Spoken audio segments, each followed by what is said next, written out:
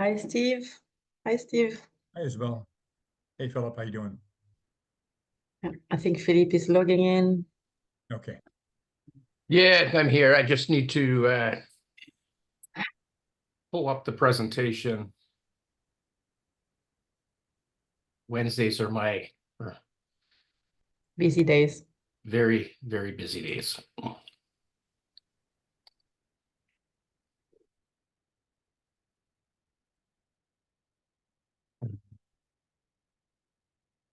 Workshop. People are logging in. We'll give a few minutes.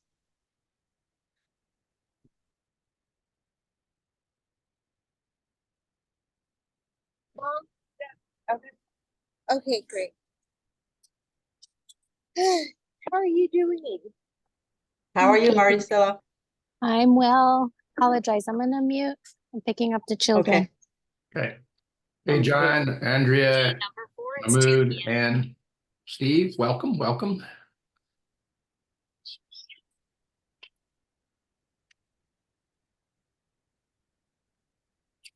Philippe, do you want to make me a co-host Yep. so I can mute and other things too?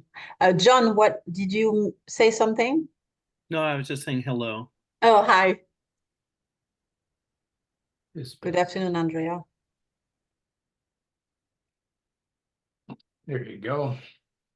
Thank you.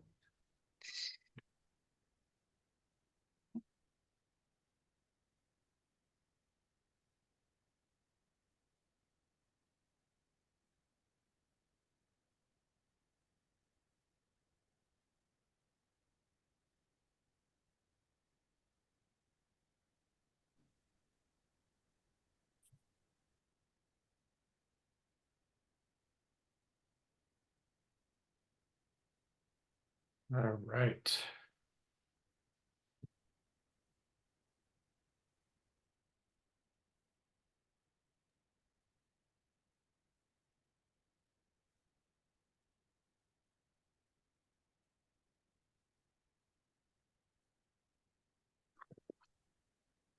Let's just get started.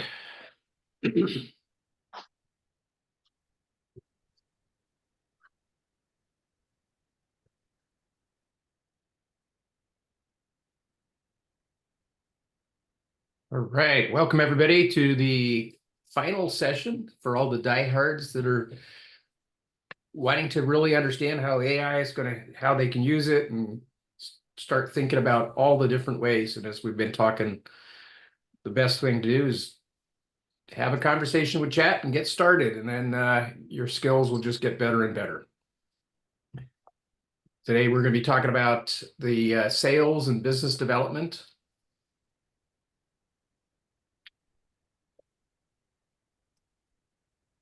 And we'll just start off as, from any questions or thing that's arisen since the last session.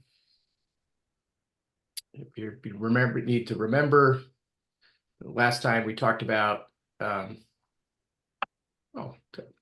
sales and business development. This time we're talking about optimizing operations. Last time was sales and generative.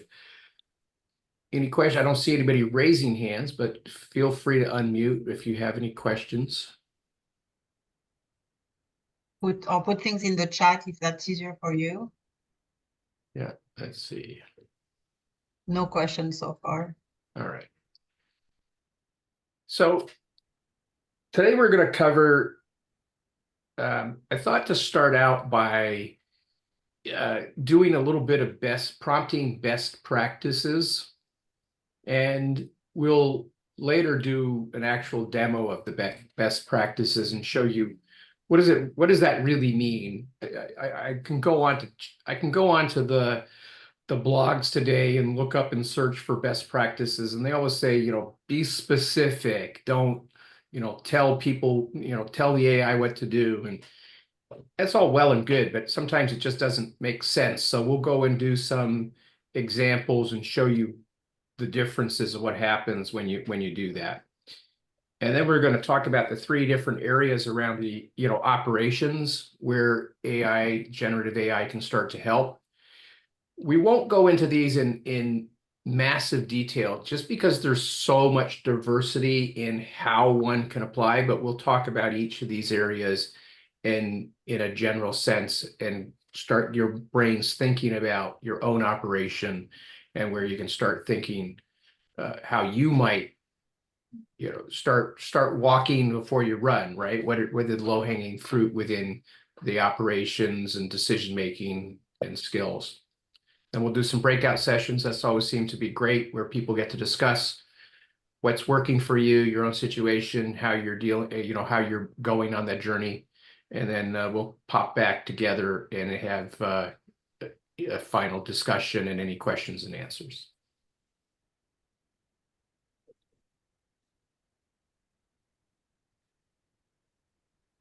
So we're going to talk about, the operations.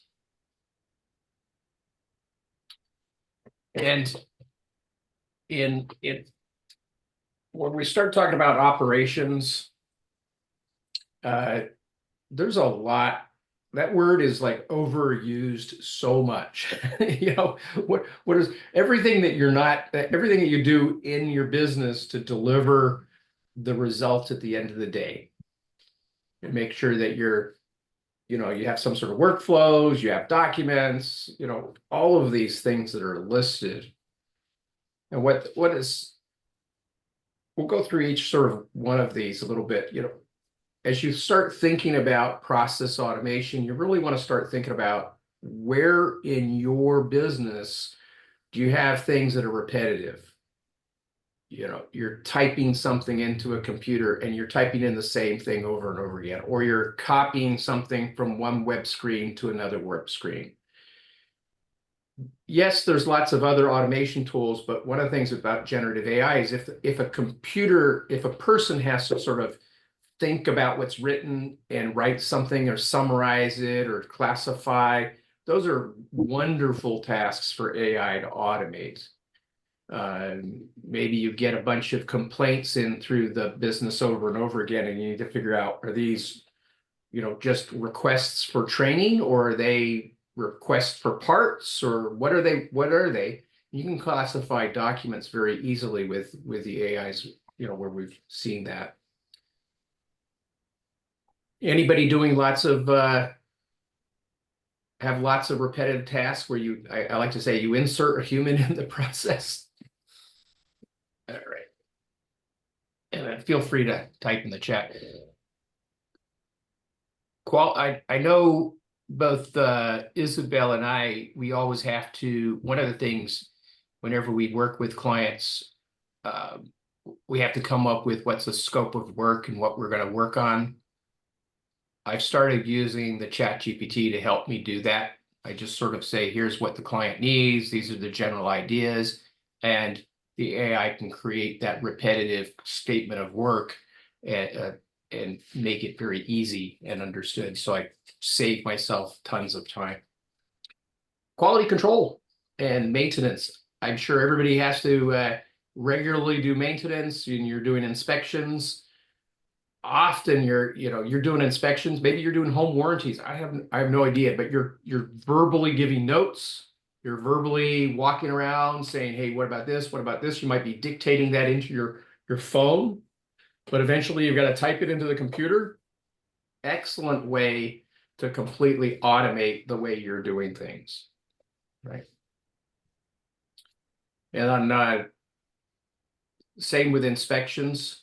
How many times have you, even an auto mechanic, you go to the shop and the auto mechanic starts telling you, oh, you need to change this, you need to do this. This is, wouldn't it be nice to simply have a text list of the tasks very easily to provide that to a customer without having to type it into the computer all over again?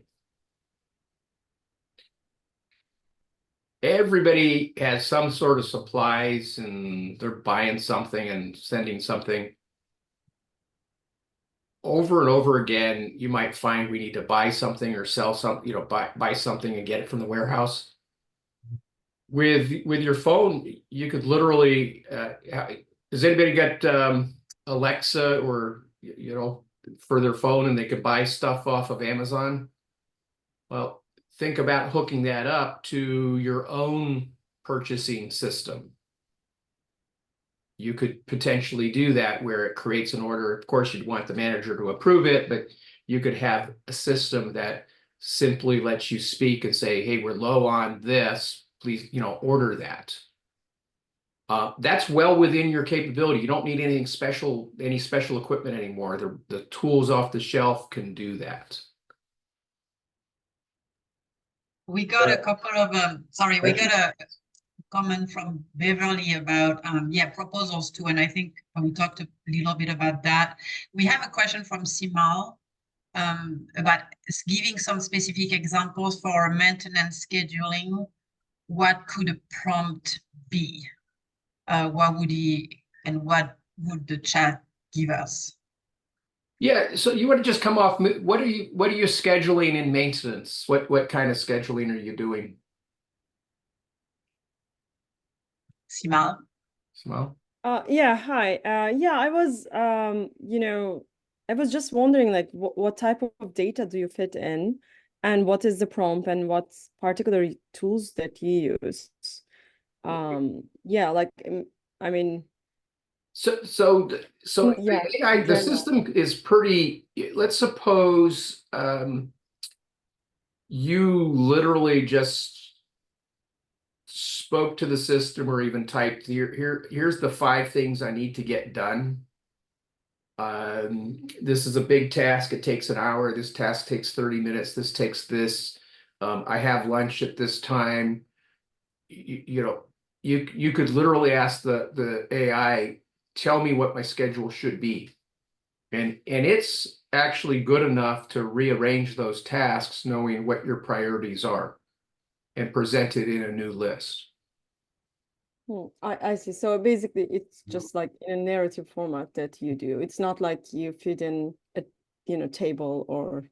You can do a tables as well. The AI can, if you have a say your website has 10 people requesting service or something, you could have the AI respond to people and help you schedule, and then eventually put them into the calendars. I see. Okay. Yeah, this is probably the hardest challenge with because it's such a general purpose tool. You have to sort of your best practices is sort of, what do you do now, and then take a little tiny piece of it and say, hey, can I write a prompt to replace me? And you just sort of build up on it over and over again, and Isabel and I would be more than happy to look at whatever you're doing and sort of give you guidance on that. Okay, thank you. Yeah, I might get in touch with you. Thank you. Yeah. John has a question. John, you want to unmute yourself? Yeah. So I'm a farmer, and I have soil moisture sensors that throughout the farm that tell me when I need to schedule to water. Am I able to somehow upload that data so that it actually will tell me when, or even better, interface with my automated control valves to turn the water on and off based upon what the soil moisture data is providing? Yeah, there's a lot you can do there. Yes, you can you probably have some idea of when you look at the soil moisture, you have some rules that you probably think about in the way you decide to turn on the valve or not on the valve, right? Correct. And you can actually feed an AI system that standard operating procedure of your rules, and you could feed it the data that you've collected from your sensors and say, give me a summary of what I need to do, right? Right. Now, that's an intermediate step. It's going to say, turn on this valve, turn on that valve, but you don't actually have to go and read the report. The AI is going to read the report for you and tell you what you need to do. Even that would probably save you time. But once you start thinking about that sort of stuff, there's other tools beyond the course, the scope of this class, where you can start feeding that into, a Zapier, what's called Zapier, if then this, that, where the AI will actually say, hey, go turn on that valve, right? And it can turn on that valve for you. Great, cool. And how do I learn about how to move forward on that kind of implement? Yeah, implement- so that's probably a little bit beyond what we're doing today. The best advice that I have there is your valves, right? You probably want to look at the manufacturer that you have for the valves. And when you turn on the valves, do you do it through the computer, like clicking on a website and it turns on and off? Pretty much. I have an app on my phone. I'm able to actually control them through.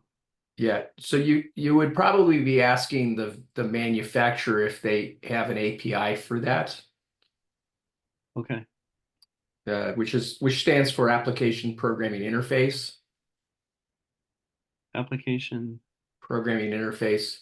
programming interface. Okay. Yeah, and you can literally ask ChatGPT, here's the website with the documentation for the Application Programming Interface. Write me a program that allows me to turn on and off the valve, right? Okay. And it will write you the program and tell you how to do it. So that's probably the first step for something like that. That's the journey you can do. That's the do-it-yourself approach. Right. But once you kind of imagine what you can start doing, then you can kind of ask the question, what's your time worth versus what's the time of somebody else that can do it for you is worth as well. Right. Okay. Right. Yeah. Exciting. Thank you. You're welcome. Great questions. That's all, Isabel and I, that's all we want from this initial intro course, is you to start thinking about all of the things that are possible, and you're not going to be able to wave your hand tomorrow and immediately have it, because it was only invented a few, came on the scene at the end of last year, and all the tools to make it super easy are just being developed. But you can have save tremendous time even with what's available now, right? Left off finance and administrative. There are so many things in accounting where you get a document, you receive an invoice from somebody, or you receive a bill from somebody, and how many times you're reading, where is the address? Where's the phone number? Where's all the information? You can upload those documents to AI and say, retrieve for me the address and the phone number, and put it into a spreadsheet for me. And so it literally can read those documents and start automating those processes.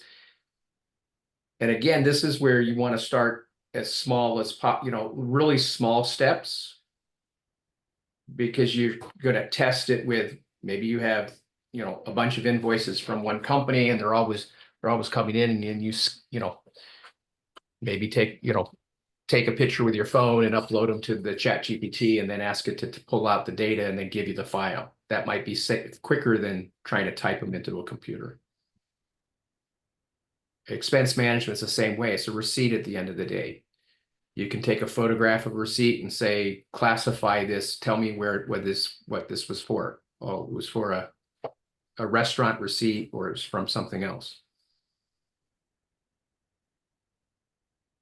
And budget and forecasting, I don't think we'll go too much into that, because it's just, you just know that if you are doing forecasts and you have your accountant produced a big spreadsheet, you can often upload that to ChatGPT and say, analyze this for me. What does it mean?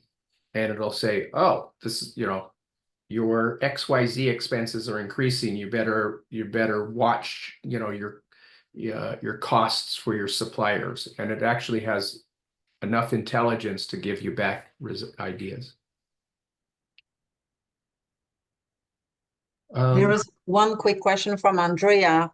I think we answered it, Andrea, but about the classification of the purchase. Yes, the kind of tagging of categorizing of where you spend it, unless I misunderstand your question. But, and Beverly, how would I use AI for developing business strategy? We did, we didn't cover that maybe in length. But I guess, Philippe, we can talk about some of the work we're doing in. Yeah, so let's take the opportunity, because I don't want to lecture too much. I want to get to the chat stuff. So on the classifying of a purchase, there's a couple of things that if you have an accounting department, you already have a rule. You've stated what your rules are about how you would classify things. And you've got a document that says, if it's for a restaurant within 50 miles of the business, then classify it as, sales and business expense, sales meetings. If it's more than 100 miles, classify it as travel expense. You can give ChatGPT that classification, and it will classify them for you. It's really good at that. On business strategy, here's a trick with anything with ChatGPT. Have a chat. So Beverly, what's your business? You can type any. Actually, it's strategic planning and marketing, and then currently incorporating AI into those business processes. And the one of the things too that's practical for me is that, okay, so if I have, it just seems to me like it would proliferate a lot on one strand. Okay, so I develop a prompt, and if it's a prompt, would it be used for just a particular business to customize it like that? Yeah. In other words, would I develop? Yeah. So remember when we did the Robo Pet pieces? Yeah.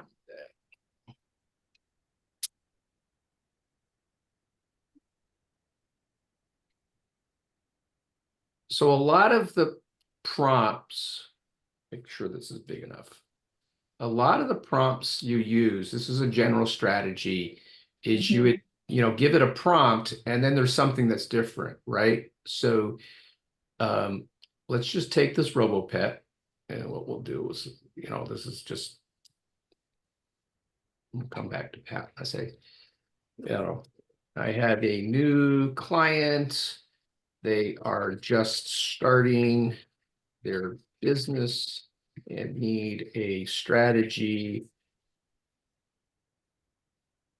to figure out what is their beach bed market.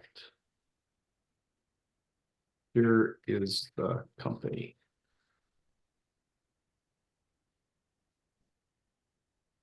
And I just pasted everything in. And it's sort of, this is one of the best practices we'll talk about, right? Here's the company, about RoboPet, because it's how you wouldn't try to make a sentence out of it. You just give it, right? Yeah. And it'll, RoboPet to identify the beachhead. We can follow a structured approach. Here's some steps and considerations for developing a strategy. Right. Right. And it will, the thing about the ChatGPT is it'll give you what I call the most common approaches, right? So if these are the things that, if you went to a marketing agency, they would want to do market segmentation, market analysis, value proposition, pilot Right. testing. These are all the common things. If your client or somebody had a very unique thing, you would want to sort of dig into that, right? And you sort of have to use words like the RoboPet wants to avoid the mainstream markets. What are some ways to find the hidden or fringe markets?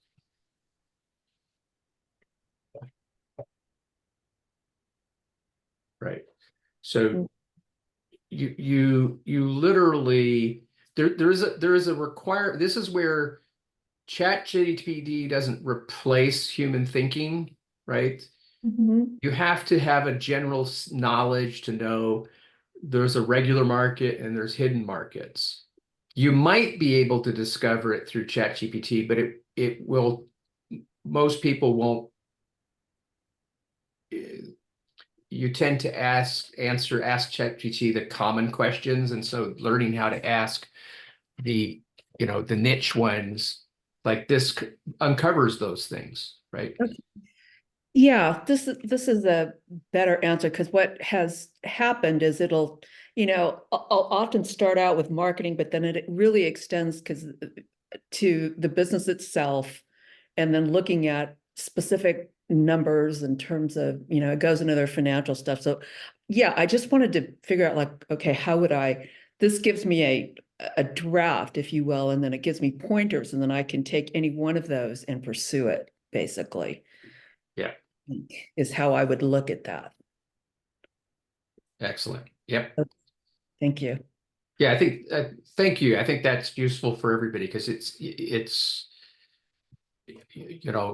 we tried to make this as much as interactive, and then when we started with 100 people, we ended up moving more into a lecture, and that we'll figure out for next time.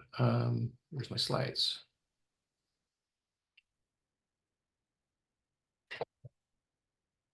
This so another part of operations is in that decision-making piece, right? Data analysis, predictive analytics. The AI systems can read a spreadsheet. So if you have your sales and you have all your month by month by month, and you have all your products listed and you load it into ChatGPT, it can analyze that for you. And there are YouTubes I would suggest, if this is of interest to you, go on YouTube. Anybody, YouTube, using AI for sales forecasting, using ChatGPT for sales forecasting. You'll probably find somebody that already has that. I did have the chance to make up data for this class. The same goes for financial risk, right? With this, back to this RoboPet example, you could literally start thinking, what are the biggest financial risks for RoboPet, right? And it'll go through them. Now, you may actually, this might not be, you might already know this, but the question I was asked is, how long is it going to take you to go find the business book where it is listed and then figure it out and go get it, right? It's not that this is phenomenally new knowledge, but being able to find it and get it, because if I asked, if I go to Google and say, tell me about financial risk, it's going to send me to a financial book, right? In fact, you just can't answer, you just can't ask Google that same question.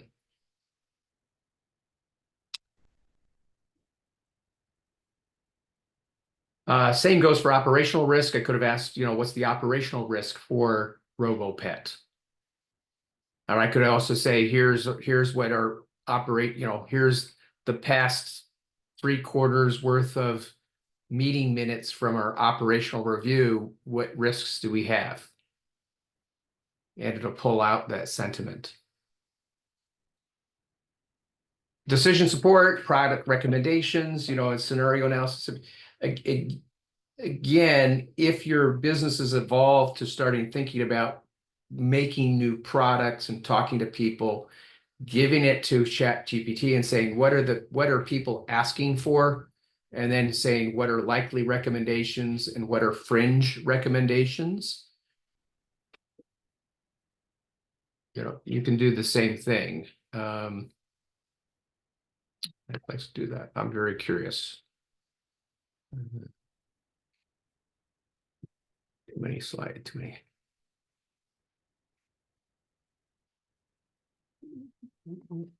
What are some product improvements we should be considering, especially, and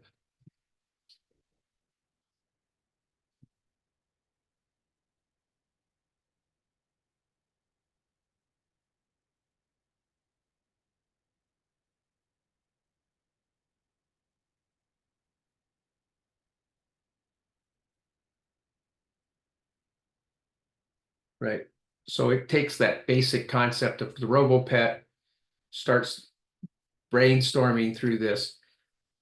Every one of these are ideas, but I will always tell you, talk to the customer. Every time you've talked to the customer, you learn something. It's not, people don't write people do not blog and share with the world their secrets, right? So these are the common secrets, if you will. And so everybody, if you find the common secrets that the ChatGPT gives you, then you want to really go and talk to your customers to find out if this common secret is really super important to them. That makes sense, everybody? All right.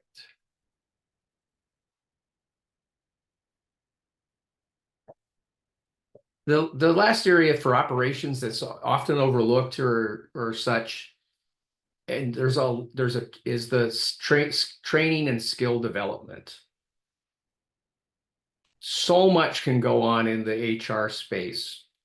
Right now, if you have job descriptions, you could literally put them into ChatGPT and say, how can I make this job description better? I'm going to start using AI in the next few years, how should I update my job descriptions? We're expanding into the XYZ. I need to change my job descriptions. It's phenomenally good at doing that. There's lots of copies of resumes. There's lots of copies of job descriptions on the internet. So the knowledge it has in this space is really good. I'm going to be interviewing people for this job. Here's the job description. What questions should I ask? I'll show you a tool later that I use for sales, and it can be used for HR as well. Skills gap analysis. You may have a document and you can ask the person,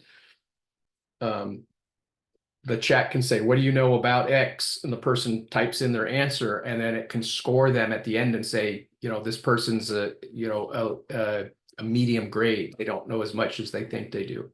And so those are ways you can, this gap analysis requires a little bit more work because it's back and forth chatting and you have to pre-program it, but it can do that. Anytime we ask chat something and we need to learn a skill, like let's say back to the business strategy, the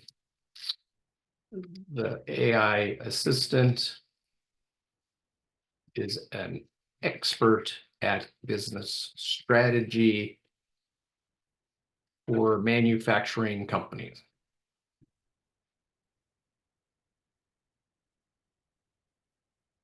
The human knows is new to manufacturing.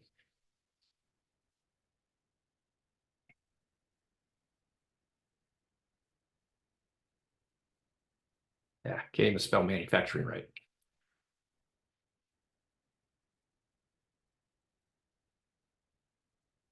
Give me a learning outline for business strategy.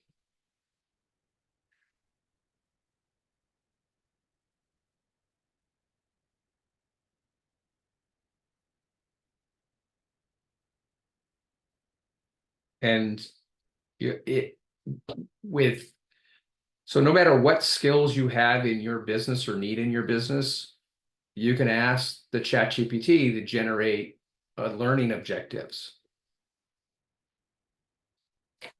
And it's pretty darn good, right? You know, I know nothing about manufacturing. You know, and I can blow this out and it says, so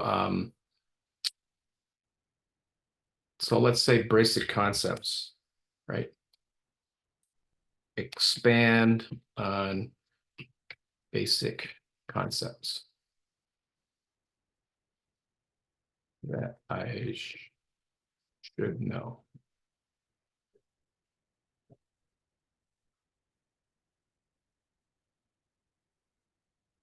Right. So people can start using chat to guide their own education. And these are all things that somebody should know, right? Let's see.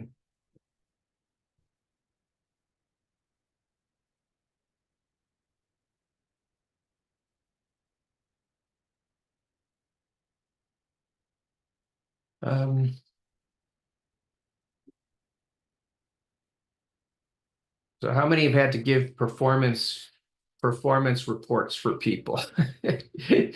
You know, it's a pain to come up with nice, the simple, you know, consistent words across everybody, and you can literally tell the AI, you know, I'm giving a performance review. This is what I think. Can you make it sound better and more measured, and even, and encouraging?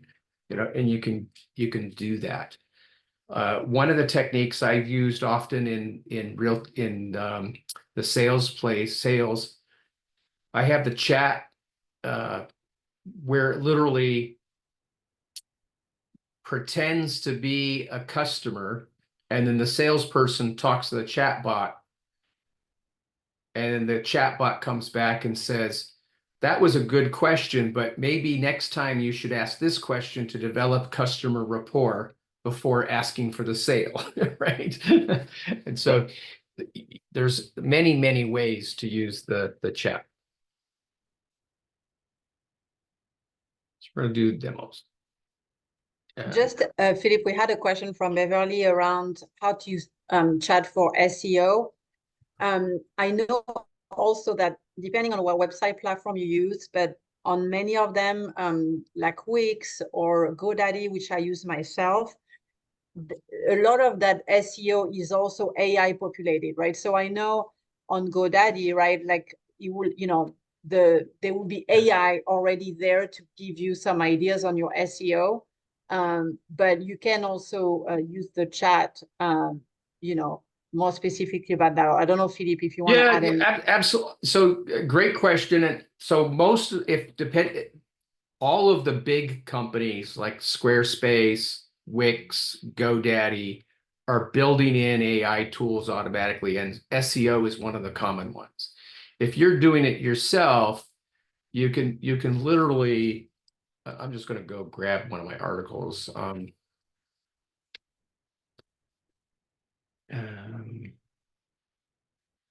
This one.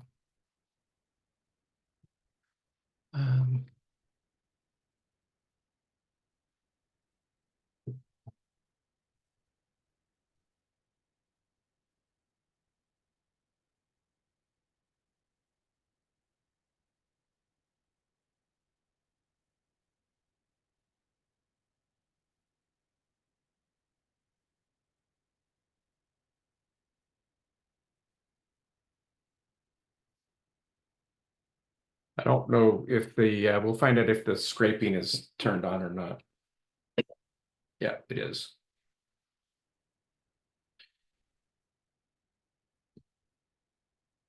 So literally can go in and analyze the page that I have, right? Title engaging. So, you know, AI wisdom, large language models, artificial. Create a compelling meta description, right? I don't even know if I have this. H1s and H2s. Yeah, Beverly. Okay, this is really cool because I was actually thinking about, like, I like the question, but I was also thinking that, okay, I'm gonna add like the information or about a business, you know, if I'm creating a website or an article, and say, okay, here's the content for my article. You're an AI expert, and incorporate all of this stuff, and then come up with with an article or something. Yeah, you can do that as well. Yeah, Okay. absolutely. Because I really yeah. Go ahead. No, finish.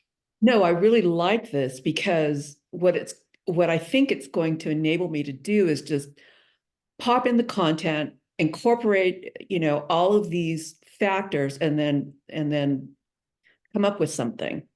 You know, just it seems like it would be a lot faster in having all those things, but it would be optimized for the information, the content specifically that I have, I guess, is what it looks like I could do with it. Absolutely. You can certainly do that. We covered some of that on the content Mm-hmm. section. We're getting a little off topic, but yeah, there's lots of choices on content and content creation. Okay. Well, thank you. I don't want to take up any more time. Thank you. That's okay. All right. I'm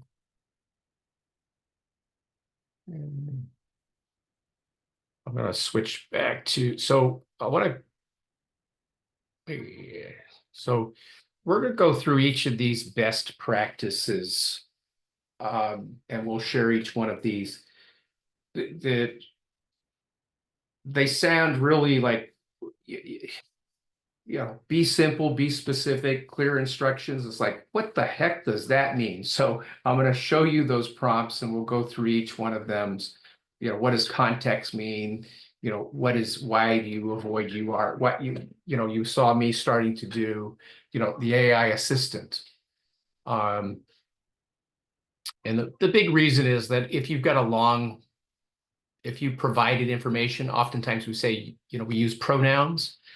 And so avoiding pronouns he and she makes it more specific for the language, for the computer to understand. So let's come over here. So all of these are in the homework, so you'll be able to go through this. And I'm going to show you one other tool today that we haven't used.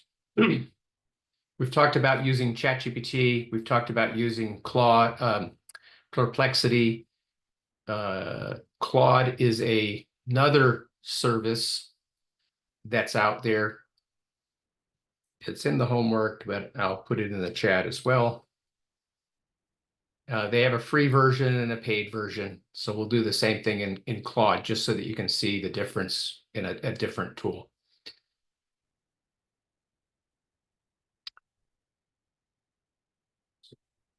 Sure, this is big enough. So,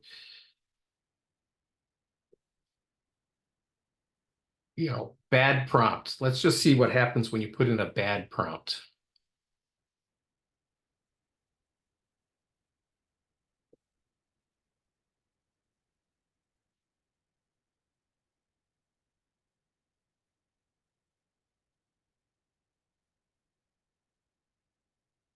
So we get an article, but the question is it the subject that you wanted to talk about?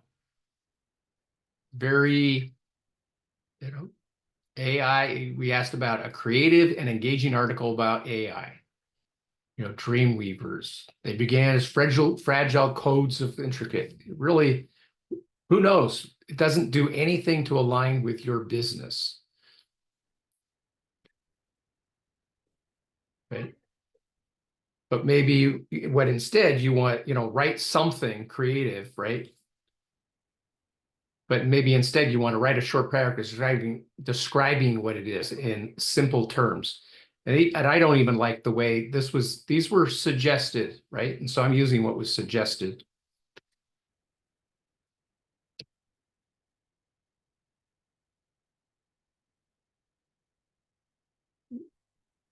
So this is in simple terms. But what does simple mean, right? So what in terms a fifth grader can understand.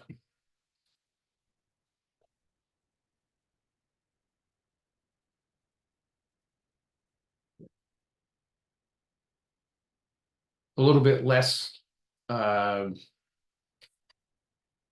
it's bigger. So you get a completely different response. If we do something like make it in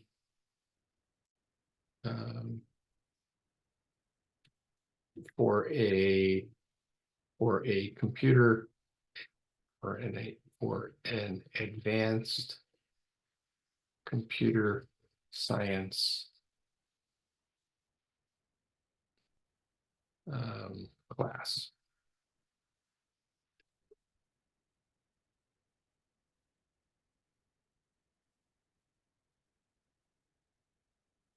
The language, they're all answering the same question, but they're at different levels of stuff. So, the most important thing is start simple and build on that. It doesn't, I wrote a prompt, it wasn't good enough. It was a bad prompt, it was too vague.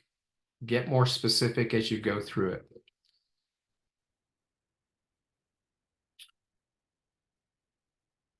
Being specific, this one should be good.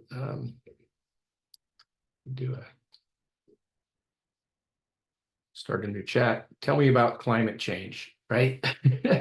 You have no idea what you're going to get.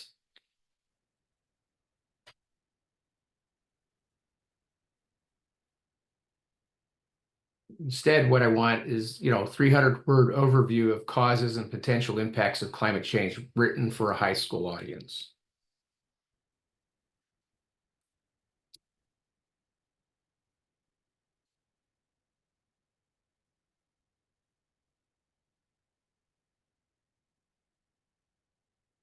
Right. Much more, there's no percentages, climate models. It's very different.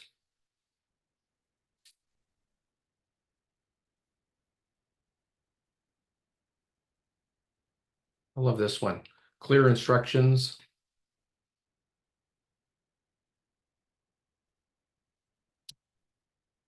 I want to discuss the history of the internet. You kind of got a Wikipedia data entry system.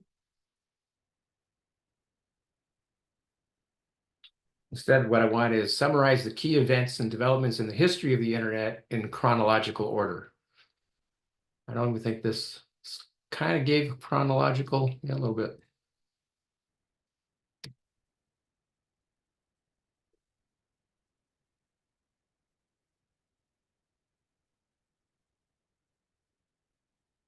But similar questions, but you got very different outputs with the days and times and things. So really start thinking about that.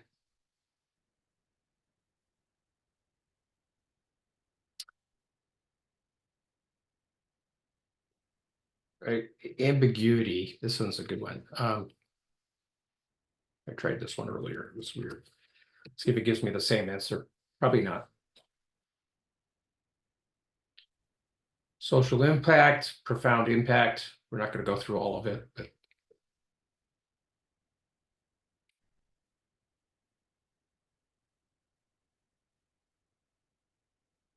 So talking about all sorts of things. And in this case, discuss the potential positive and negative impacts of social media on mental health based on recent studies.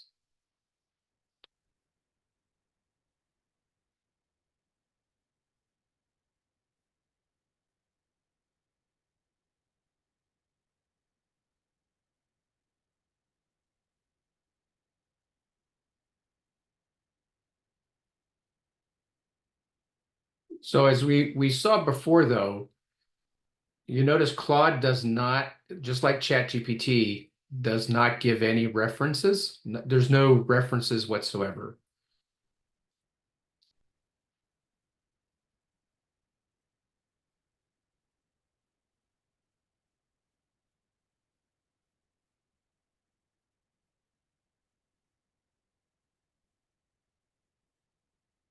We've switched over to Perplexity, and it's going to answer the same thing. You notice it's going much slower. But in this case, it's giving all the references. So match the tool to what it is you want to accomplish. In fact, I should probably do that.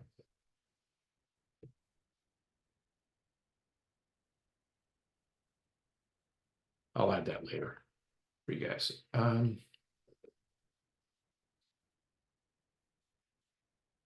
Won't do. So here's the bad one. Explain photosynthesis, right? Here's where it is using the U. And this is where even the AI suggested this. It'll still work. The best practice is the AI assistant.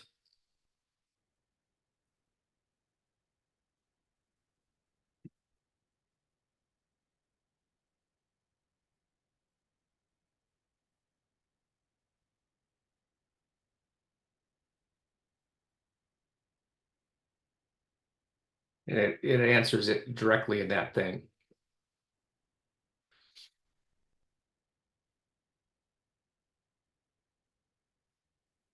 You notice in this case, we asked use examples and diagrams. Some of the tools are really cool that they'll actually create diagrams for you.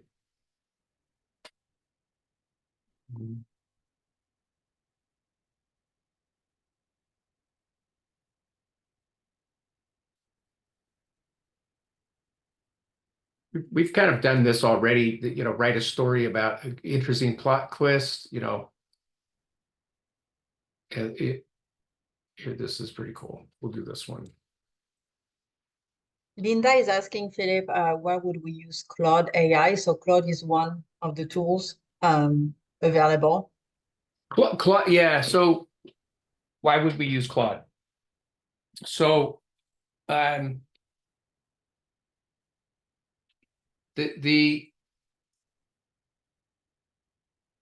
right now there's a race between each of the companies to be the best. So I encourage you to be at least a little bit familiar with the top tools and know a little bit of the differences. Claude is actually very, very good at summarizing text. So if I give it text and ask it to summarize it, Claude will do a very, very good job at it. And it's pretty fast. ChatGPT 4.0 is much more verbose. I just wrote an article where I compared Claude and ChatGPT.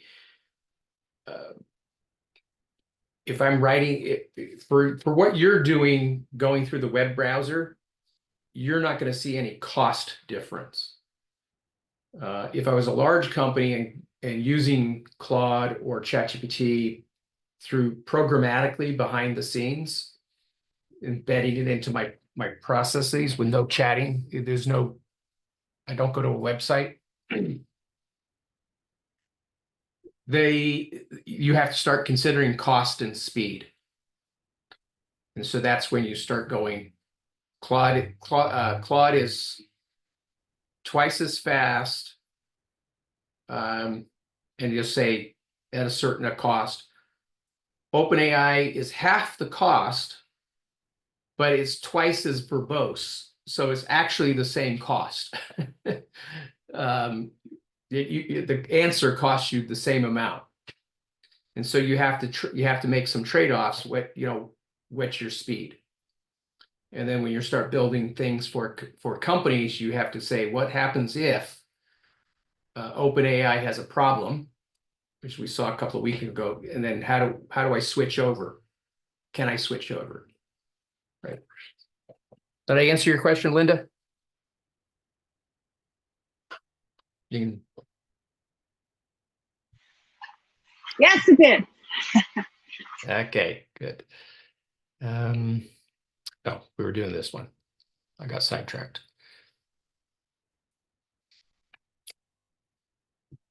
So if you've ever lacked for writing, creative stories, it can do little short stories. It's limited to about 3,000 characters, so you're not going to get novels.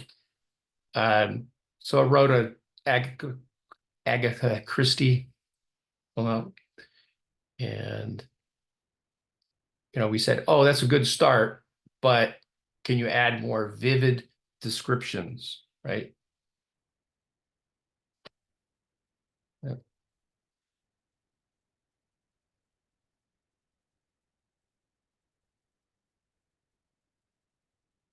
Yeah, and you'll see that language suddenly changed. Thatched cottages, idyllic village, tucked away in the Emerald Hills, right?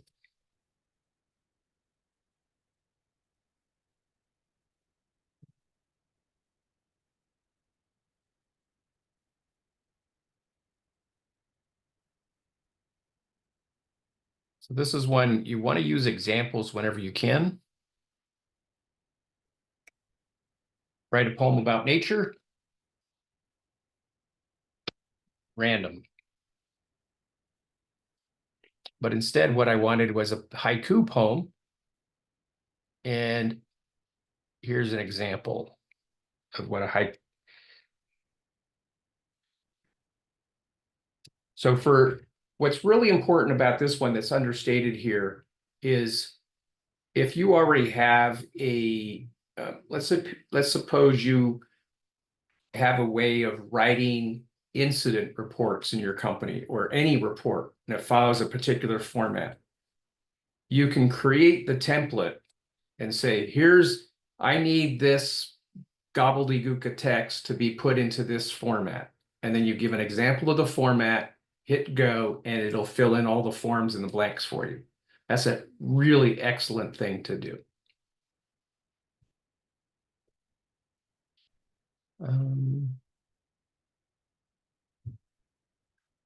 We kind of did it, right? So the last example is, I kind of showed this a little bit already, is we've covered a lot of topics. And what I always suggest you do is just, have a conversation. So I'm going to ask, I have a robot pet company and I'm struggling with automating repetitive tasks. Where should I begin? Right. And we're going to do this we'll do this in Claude, and we'll do this in ChatGPT, and you'll see the differences. So Claude, still writing. Very good.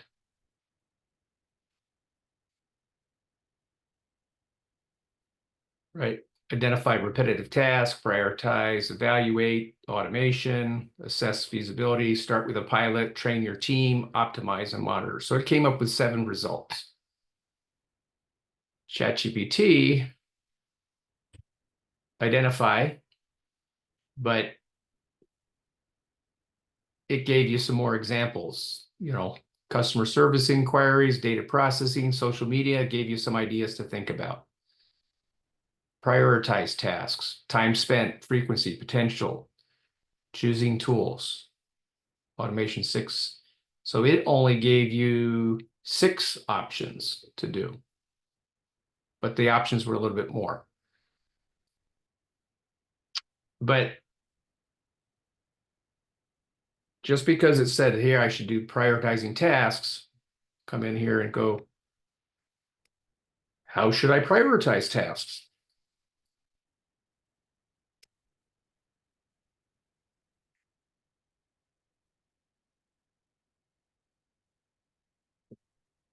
Right? And it's literally saying, hey, think about how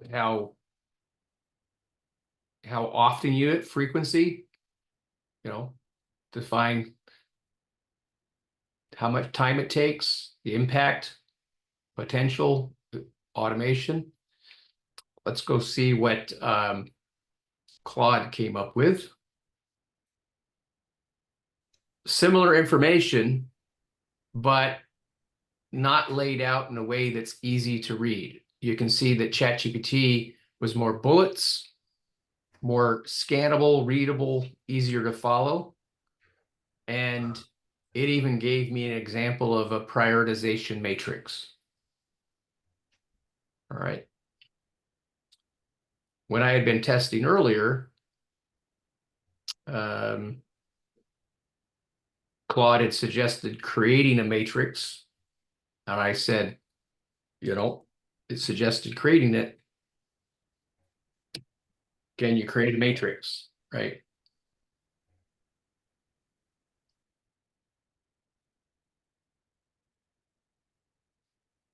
And I gave you an example with what it can do. I still like, in this case, the ChatGPT gives a better result or better output. It's very easy to go. All right. So I think at this point, we will go back to do some breakout sessions. And there's my questions. We have the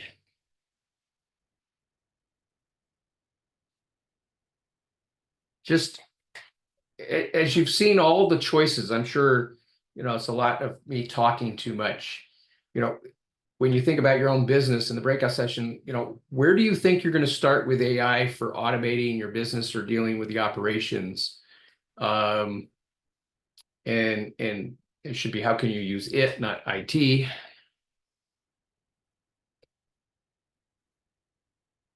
For hiring and training. How many people do we have? 21. I'm gonna make 4 rooms, what do you think? Or 4 5? rooms. Yeah, let's Yeah, make 4. 4 rooms. Are you doing it or am I doing it? I guess I do it.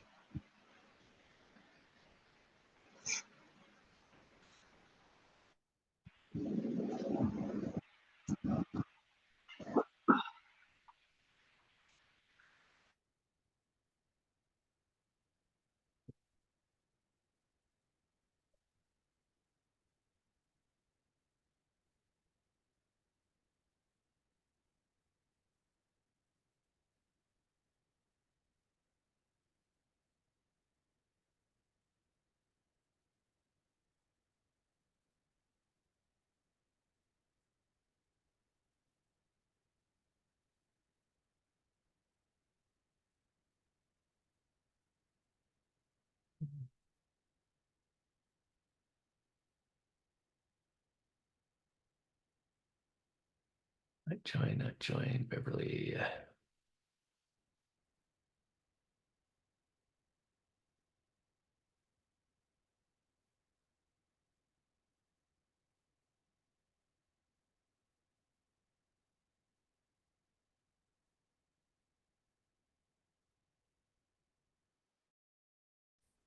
Those are, well, hello, we have our Hey, Philip. professor with us. Hello. Yeah, I saw you only had 2, so I figured I'd pop over here. Oh, Thanks. great. Because we were just asking about the questions. Yeah, I'm not sure that I have much to offer with those 2 questions in operations, in that I don't do much hiring and firing. And what was the other one? What was the other question? Oh, it was what are possible operational automations that you could use for your business? Yeah, so we discussed one there with everybody in terms of the soil moisture sensors and the automation valves. I've been using AI to learn and explore my role on the California Avocado Commission, which is primarily a marketing board for the avocado growers in California, and also to guide some of my learning in a leadership program I'm in with the Haas Avocado Board, which is another avocado organization, and and teach myself about board practices and marketing in general, and but that doesn't relate to today's questions, so I'm going to pass it to Beverly. Yeah, but I would, well, we'll come back to that because I think there's some opportunities. Well, actually, Philip, that's fine. Do you prefer Phil or Philip? What's your preference? Thank you for asking. I am a Philip, but I answered to both, including, the dinner bell. Okay. Well, since I started with Philip, go ahead and expand because I'm curious. Yeah, so oftentimes in a board or board advisory role,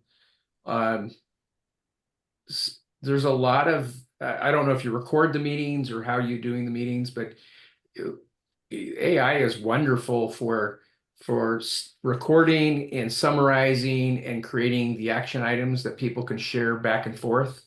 And you can even say, here's the format that we want for our board minutes. And it will combine your board minute format with the meeting minutes that it heard and label it, and you can say label it draft, and then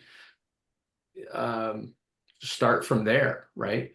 Additionally, you can start doing things like, if you looked at these, this is what we said, what are the biggest issues, right? You can even ask things weird, like, are there any logic fallacies? What are the additional pros and cons of what we've suggested that we might not have discussed? Even if you're going to present something to the board, you can ask the AI, say, I'm thinking about presenting this. What are the pros and cons? What are the likely objections? What are the likely, pushbacks? What are the likely, how do I know that people are educated enough to answer the question? What are some challenges I might face?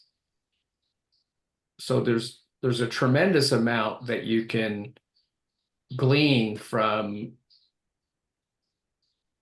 having that sort of, I'll call it, like, treat it like a consultant almost. So I did just order Claude, a tape recorder that summarizes using, I think, Chat GPT. So it will record the meeting and then summarize it for me.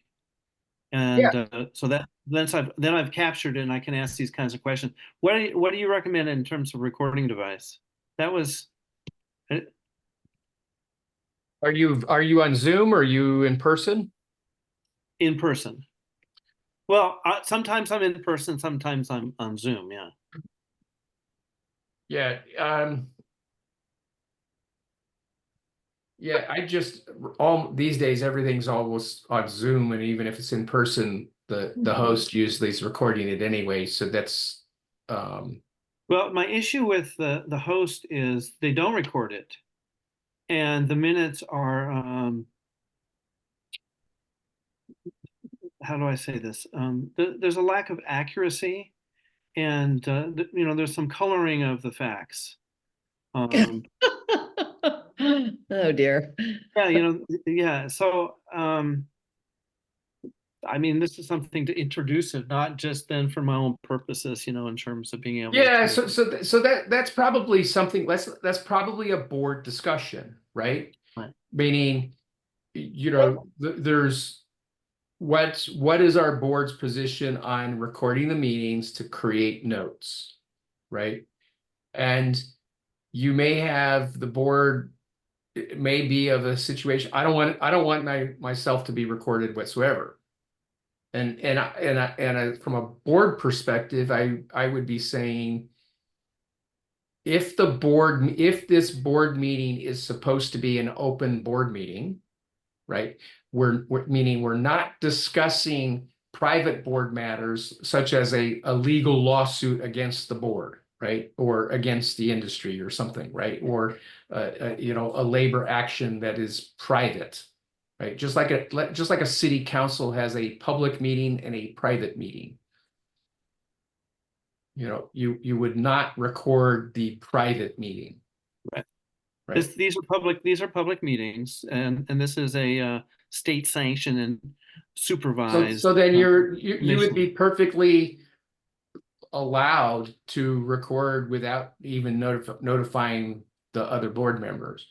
But what you would probably want, I mean, that's the political side of things. And you would ask, right? Ask ChatGPT, like, what's the politics of springing a new technology on a board, right? Yeah. So I mean, this is a little bit of a side. Beverly, jumped in anytime. Sure. So I'm actually doing a leadership program, going to UC Davis to take a bunch of marketing economics, agriculture economics courses. So I asked the head of the marketing for the California Avocado Commission, which is primarily a marketing function.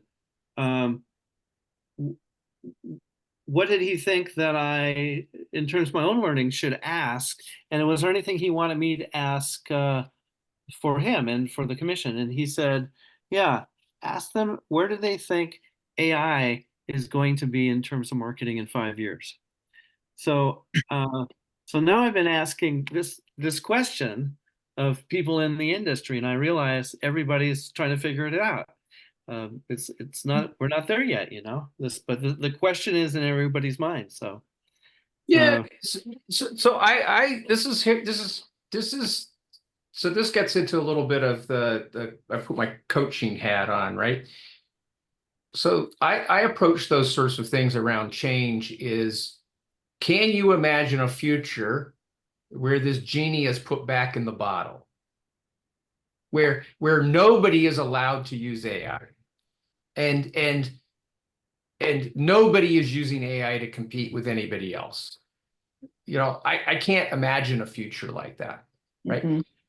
The flip side is, if you decide to be anti-AI and your competitor chooses to embrace it fully, what is it likely to do to your opportunities?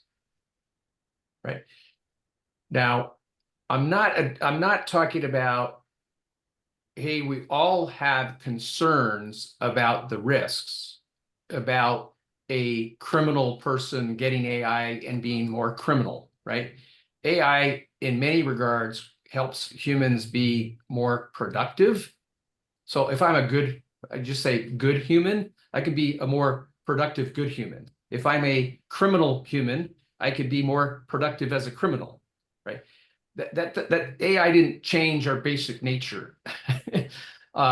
It's up to us to police ourselves, and that might mean that the good side of people have to step up to deal with the other side. That gets a little philosophical, but I go back to the original change premise.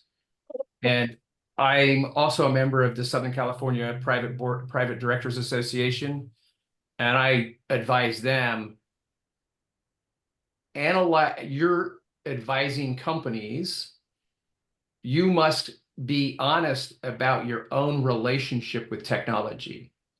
If you are scared of it, then is it appropriate for you to advise the company to be scared, right? That, if you're a laggard, and you don't like spending money, you always wait until you buy the used beat up car. That's your attitude. Like, you grew up in the Depression, every single thing you hoard, there's that's your comfort zone. know that that's a bias in the way you're advising the business. And so I would almost go advise you to do an exercise with people to understand how do they buy technology and adopt it? Where do they fit on the adoption cycle? Do they wait for everybody else to adopt? Right? And then ask the question, as an industry, where should we be? And I know we might be uncomfortable getting there. We might be accustomed to being laggards, but we need to be at least in the middle. That's okay. But that would be a board level conversation. Does that help, John?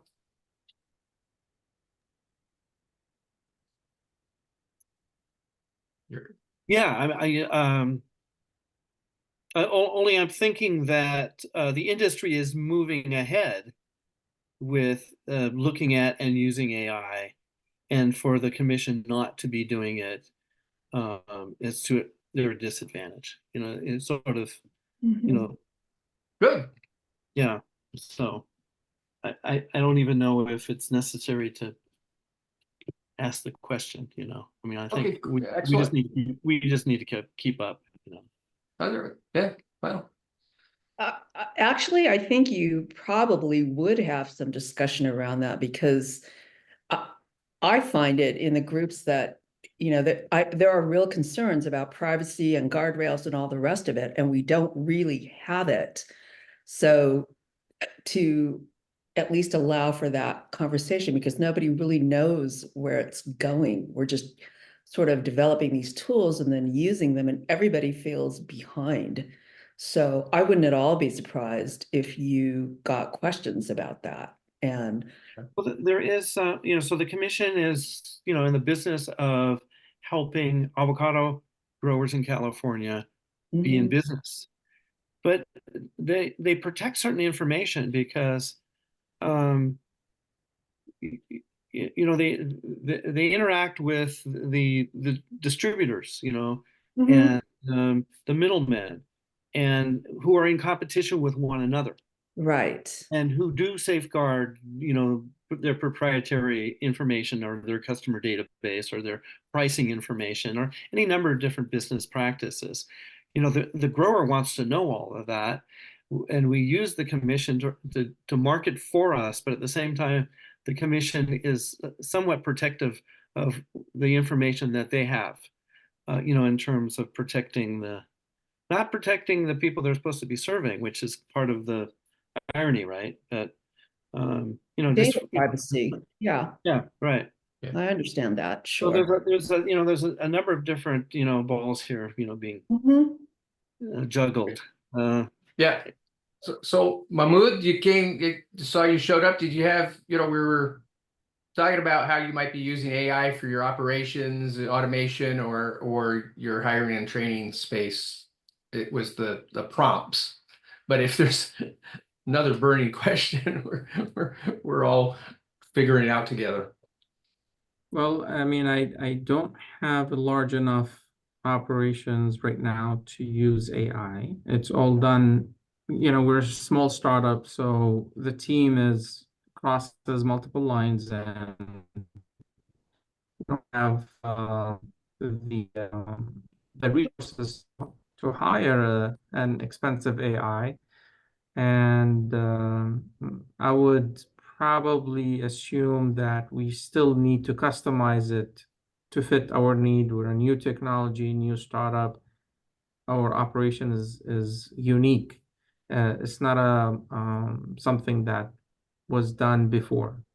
That's one thing. The second thing is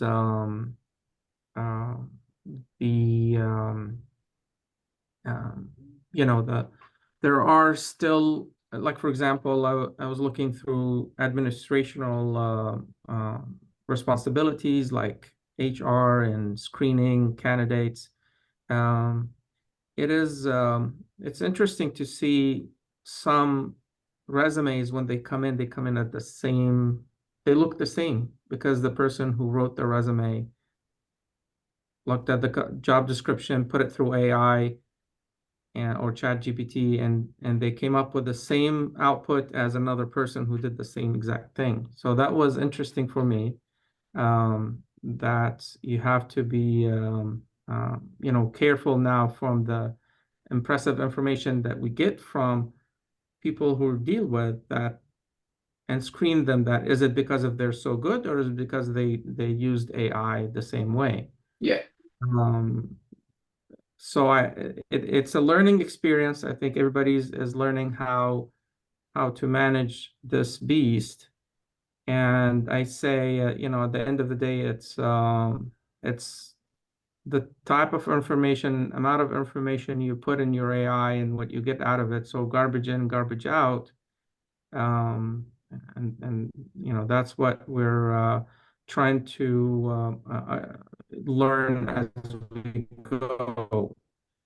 Now that's in operation and in implementation of my technology is very important, which is I know it does not covered in this session or this platform, is how I use my product, which is a diagnostic device, in integrating AI and analyzing a huge amount of data and spit out meaningful results from and meaningful information for the users and interpreters of the diagnostic health diagnostic platform.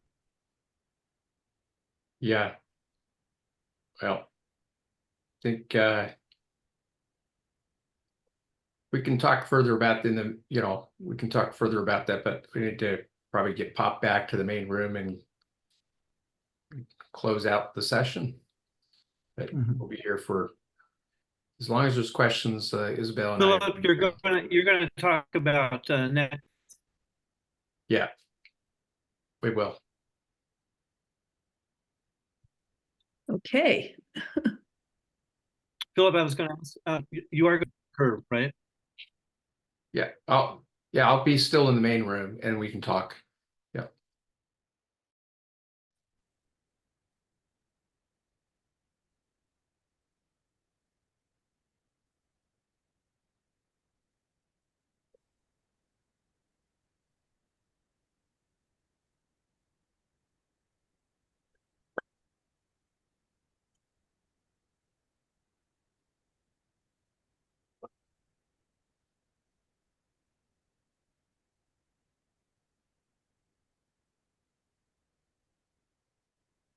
All right. Did we lose somebody? We lost a few. They went into the black hole. They All were right. excited to start in their chat. Oh, no, here they come. They wanted every second they could.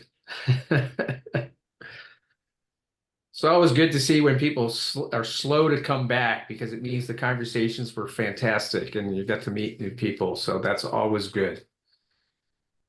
As much as I like AI, I'm always a bigger fan of people making connections and relationships with people. That's what makes the world go round. All right. I'll just throw the last thing was, I don't know if I need to put up the slide. Anybody want to report back anything that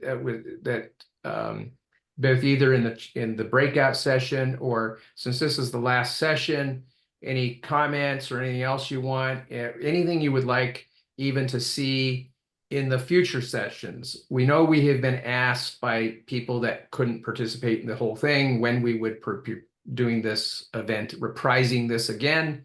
But we also want to know what is it that you might want in the future, and then Isabel and I will work to develop it. So with that, anybody have any comments? Nope. Yes. Everybody's shy. Oh, Linda says, yep. Linda and Beverly. All right. I think Linda, you go first. I was just going to say, this has been awesome. I was telling the group, I said, you didn't know what you didn't know. And boy, I didn't know anything. And so it's been incredibly educational. Thank you. That's, there's so much out there. I appreciate that, because there's so much news about what it is and what it isn't. And I want to share a story. I was listening. I shared a tool with a group, and there was 3 responses. One person was offended that I used ChatGPT because they felt I was stealing their job. Another person was thought using ChatGPT first was making them less creative, and they wanted to be creative first and then use ChatGPT for an editor. And the third person says, I use it all the time to save me time. And so even in one small group, I had 3 completely different reactions. And if anything else, you think about your own reaction to technology and pay attention how the other people around you react to it, because that will, I'm a firm believer the world is changing really, really fast, and we can figure out the future together, but saying the world isn't changing is not going to solve the problem. That's what I appreciate. Beverly, what did you have? Okay, just a quick one. First, thank you so much, Philip and Isabel, for the class. I really enjoyed it. For my suggestion for part 2 would be really delving into the stuff that we've talked about, but really creating more exercises around it. Like that would really be great, just to give us some more hands-on experience with it. Like this was really great for an intro to what the tool is and what it can do. But now to move into part 2 is to be to just really get some class time into it and feedback that way. That is what I would suggest. And then in response to your students, the only people who are going to lose jobs are those who are resistant to AI and won't work with it. That will be, in my opinion, guaranteed. It's being infused in everything. People are right that there are, the guardrails, because this is moving so fast, are we're going to have to, build the plane as we fly it. And yes, there's going to be things that happen, but we literally do not know what that is. And you're right, we cannot put the genie back in the bottle. There's just no way. We are already in this era of AI. So we just have to deal with it, in my opinion. Thank you. Thank you for sharing. Alex. Well, I just echo everyone else's comments about the appreciation that we have for what has been shared. I'm not new to some of this technology, I feel like I'm walking away with additional information I didn't know before, and also a kind of build a community of best practice, I think, so that we know what's the latest use of some of this technology. And in terms of recommendations, I like to, maybe get a synthesis of the, I don't know, it'd be great to have a place where this group, or maybe even other cohorts, could go to for updated resources, because I don't want to get stuck with the information I got here, and then maybe there's newer stuff and new information. So it'd be great if there was something that maybe I missed already. If there's a place you recommend that we could see the latest of AI resources, trainings, opportunities to learn more, and then I echo what Beverly mentioned as well. I think that it would be good to get some hands-on experience. I think some of us are more of doers, so we'd love to see how we could apply it and then ask questions afterwards to see how we could improve it. Thank you. You're welcome. Excellent. Well, it's been an absolute pleasure to meet everybody and share. There'll be Isabel put in the chat. We'll definitely follow up with the homework 5 that I used with some of the best practices and some notes that you have there. So from the course, you have all those notes to go back and sort of think through that sort of stuff. And I'll just, I think everybody has both of our emails. Mm-hmm. Make sure you feel, if you have interest in getting support for your business, or if you're working on the idea of a business and you need help getting started, please make sure you fill out the survey at the end of the webinar, because we will follow up with you, whether we will refer you to the Orange County Inland Empire SBDC network, where you can connect with consultants, or Philippe and I, as we mentioned in the first session, work with EPIC, SBDC IUC Riverside, a lot with tech companies. So depending on the type of business you have, we can direct you to the right resources. I'd like to say that so I have a technology company. It's kind of a smart city solution of public communications. So we have like a lot of hardware, you know, PCB boards and things like this. And I was getting ready to hire a tutor to better help me communicate, et cetera, around the technology I've created. I understand its application, but how it's built, how it interacts, the security around it and everything like that, I've been able to use ChatGPT to go back, in a sense, have it as a tutor in learning about some of the critical issues of the technology itself. And so that has saved me immense time. And some, you know, money. I still do go out and check that information. And so this has been an amazing course, really immense. I would hope for a part 2, or even in following up with SBDC, is to have some one-on-ones, just to say, here's my company, these are the places that I think it can be automated, etc. Talk about the different tools and help you know, wrap around the different elements from back office to sales, marketing, etc., and the different tools, to see how each company individually would be able to excel in using these tools, because it's quite a lot, but it's very exciting. So I thank you guys so much. It's been really great. Thank you. Appreciate it. Well, it's Great. 3:30.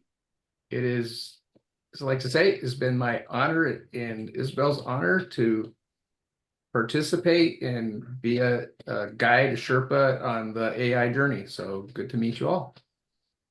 Thanks again, Philip and Isabel. Thank you so, so much. Yeah, Thank you. really great. Thank you guys so much. We'll see you soon. Bye. Bye. Bye.